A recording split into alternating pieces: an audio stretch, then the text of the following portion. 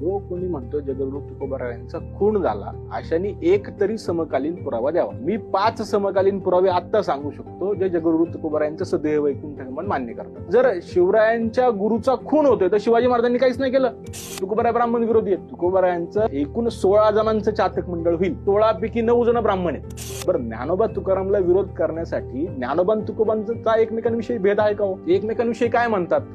खरं तर आजच्या काळामध्ये संतांना जातीत बांधण्याचे खूप मोठे प्रयत्न सुरू आहेत. काही जण आहेत जे ज्ञानोबा आणि तुकोबांना वेगळे करण्याचा प्रयत्न करतात. ज्ञानोबा तुकोबा वेगळं करून नामदेव तुकाराम असं म्हणतात. त्यामुळे जे योग्य आहे त्याची मांडणी नाही केली तर भविष्य काळात आमच्या पुढच्या पिढ्यांना चुकीचा इतिहास शिकवला जाऊन त्यांच्या मनातून या महापुरुषांविषयीचा अभिमान संपवला जाऊ शकतो.